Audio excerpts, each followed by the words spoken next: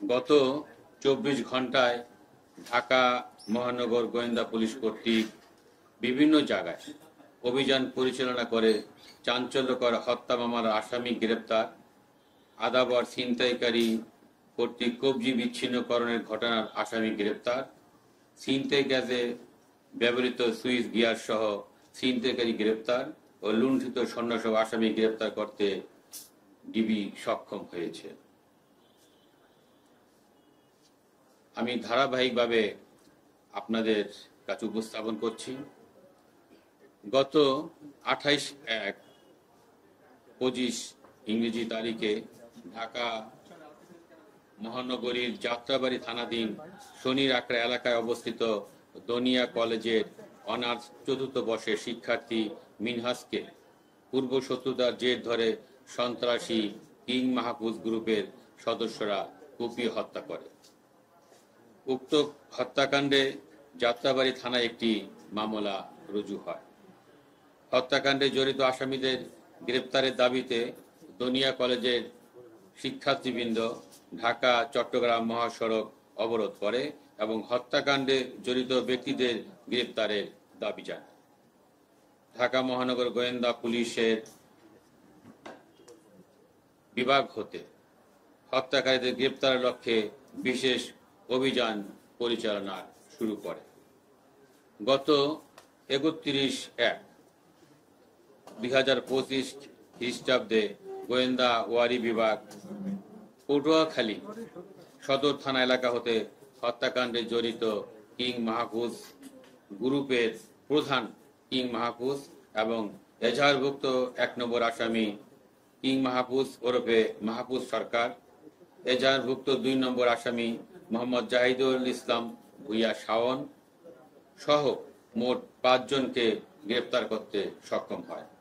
উল্লেখ্য, উক্ত ঘটনায় সংশ্লিষ্ট আরো 2 জন আসামিকে ইতিমধ্যে থানা পুলিশ গ্রেপ্তার করতে সক্ষম হয়েছে।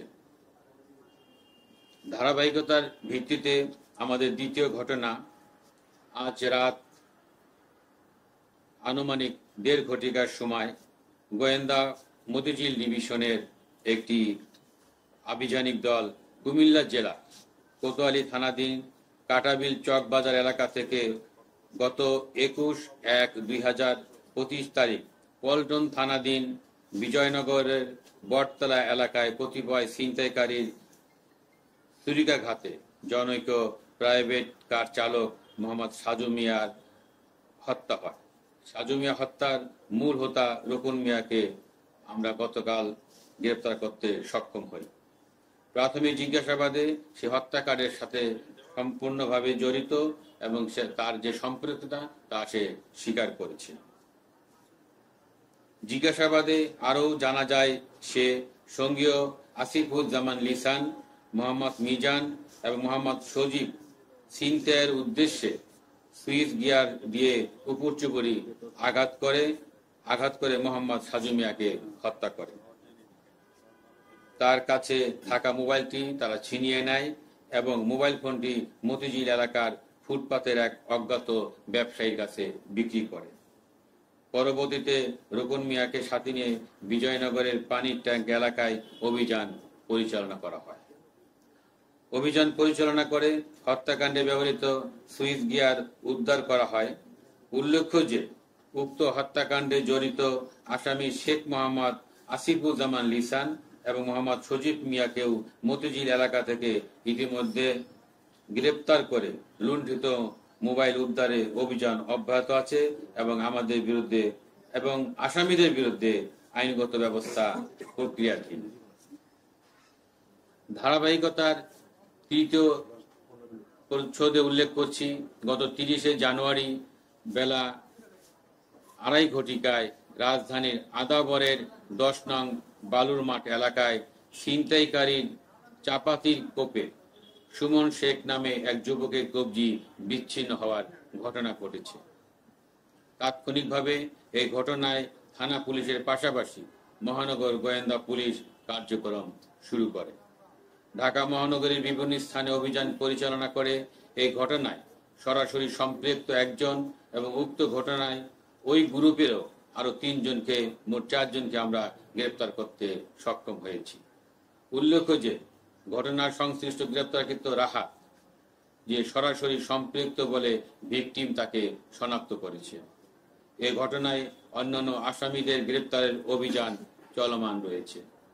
গ্রেপ্তারকৃত অন্যান্য আসামি মোহাম্মদ তরিকুল ইসলাম লিমন, মোহাম্মদ আলমগীর এবং শাহজাহান।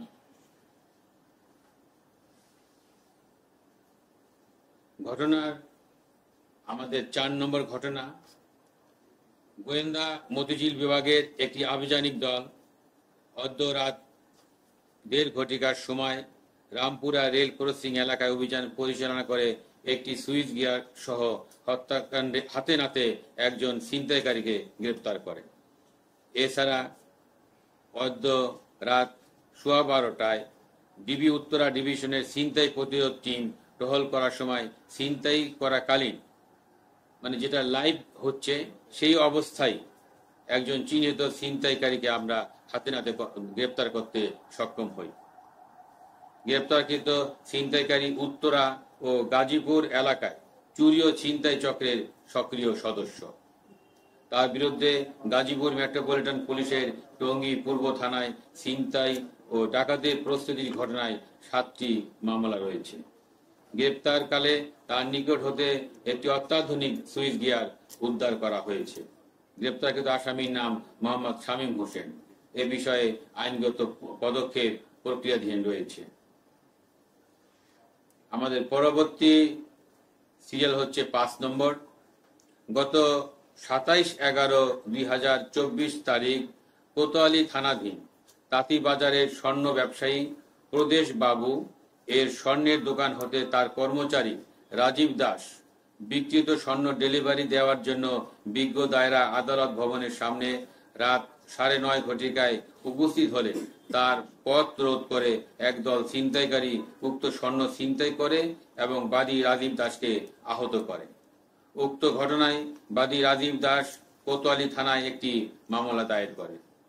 28/12/2024 তারিখ DB cyber and special crime উত্তর বিভাগে মামলাটি হস্তান্তর করা হয়।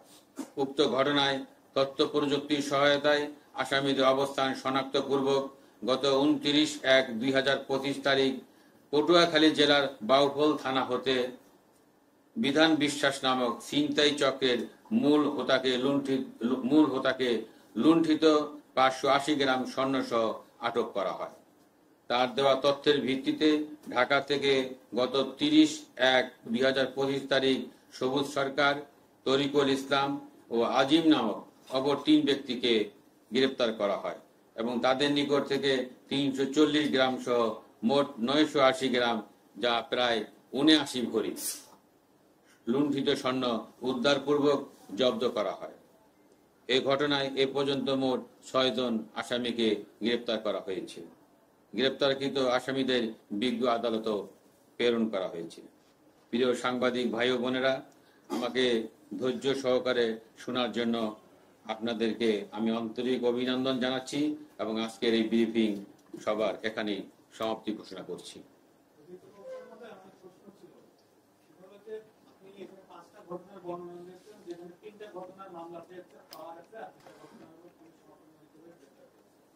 ঘটনার বর্ণনাগুলো দিবেন আর যাদেরকে গ্রেফতার করা হয়েছে 5টা ঘটনার মধ্যে 3টা ধনিয়াতলের সবচেয়ে পার্কর থেকে আর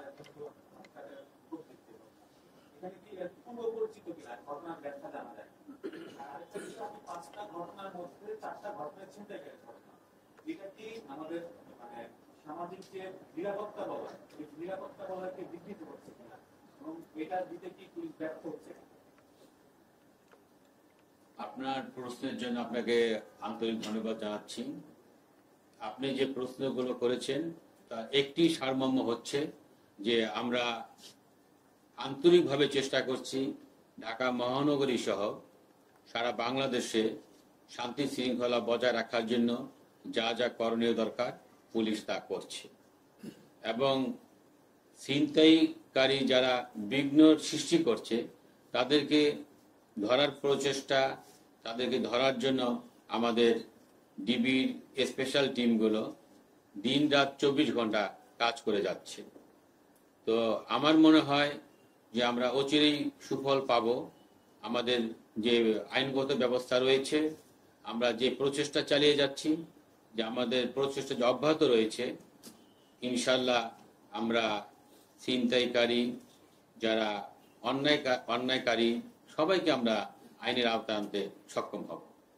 প্রথমত ছিল এই তিনটা ঘটনার যে বর্ণনা ছাত্র হত্যা, স্বর্ণলুট এবং পত্রিকাটা, তিনটা ঘটনায় যারা নামে আসামি আসবে তারা যে ঘটনাটা আগে থেকে এটা আমরা পর্যালোচনা করে জানবো। এবং দনিয়া যে মাহফুজ হত্যা হলো, মিনহাজ যে হত্যা হয়েছে, সেটা তাদের সাথে আমরা যতটুকু জানতে পেরেছি তাদের পূর্ব শত্রুতার জেদ ছিল।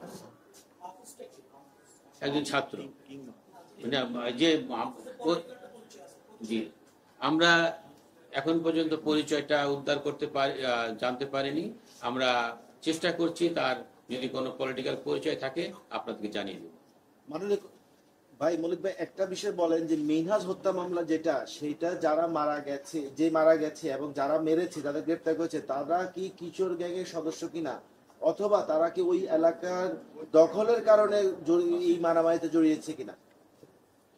আমরা এটা তাকে ভোর রাত্রে নিয়ে এসেছি এবং তার জিজ্ঞাসাবাদ চলছে, এবং জিজ্ঞাসাবাদের পরেই জানাতে পারবো যে মূল রহস্যটা কোথায়, মূল ঘটনাটা কোথায়।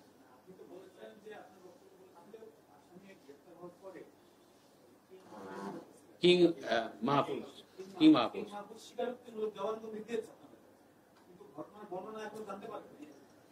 না, ঘটনার বর্ণনা তো ওই আপনার যে ছাত্র হত্যাকে, মিনহাজকে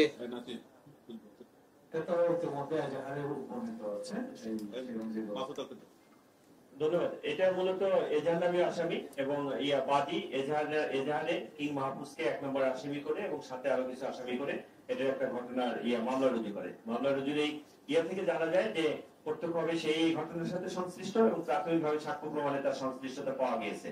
এবং এটার ভিত্তিতে আমরা যে গোয়েন্দা তথ্য সংগ্রহ করি, গোয়েন্দা তথ্য সংগ্রহের এক পর্যায়ে আমরা এখানে মূলত তথ্য প্রযুক্তির উপরে আমরা মূলত মূল জোরটা দিয়ে তার সিরিয়াল অ্যানালাইসিস করে তাকে আমরা গ্রেফতার করতে সক্ষম হই।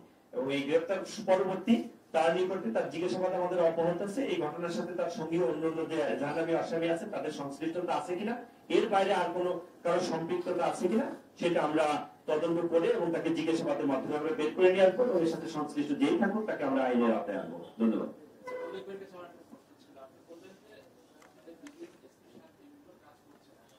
জি,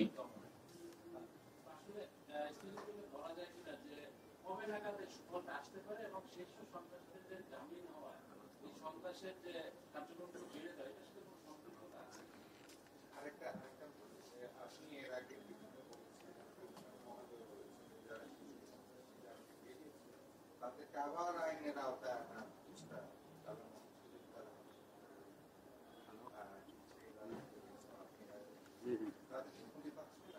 এখন পর্যন্ত পাওয়া যায়নি।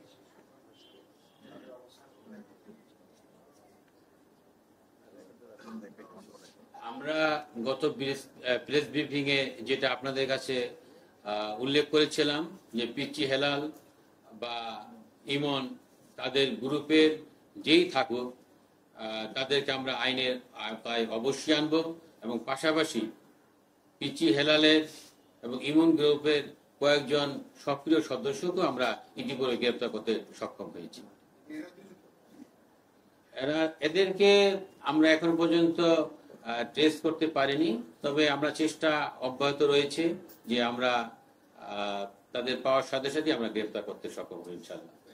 মল্লিক ভাই, শুধু এই দুইজন নয়, আমরা দেখেছি শীর্ষ সন্ত্রাসীরা জামিনে মুক্ত হওয়ার পরে বিভিন্ন জায়গায় অপরাধ কর্মকাণ্ড সংঘটিত হচ্ছে, এবং এর পেছনে কোনো না কোনো ভাবে 23 শীর্ষ সন্ত্রাসী যারা আগে জামিন পেয়েছে তাদের নামই ঘুরে ফিরে আসছে। পিচ্চি হেলাল, বিকাশ প্রকাশ, অথবা হলো গিয়ে ফ্রিডম সোহেল থেকে শুরু করে এদের এই যারা আছেন তাদের গ্রেফতারের ব্যাপারে আপনাদের পদক্ষেপ কি থাকবে, এবং তারা কি জামিনে বের হয়ে হারিয়ে গেল? কখনো শোনা যাচ্ছে বিদেশে, আবার কেউ কেউ বলছেন দেশেও আছে। এই বিষয়টি আপনারা আসলে কিভাবে দেখছেন?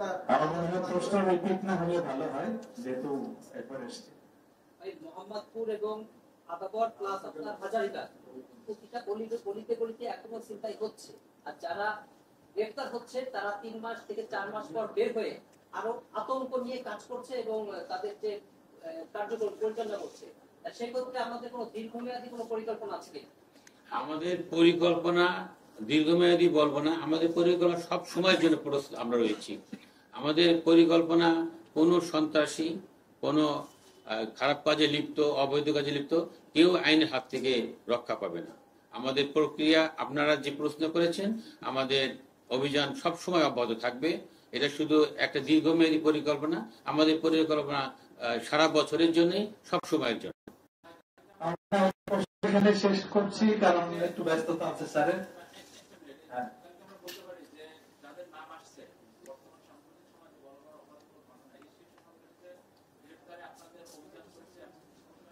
হ্যাঁ, আমরা তো অভিযান আপনাদের সকলের সহযোগিতা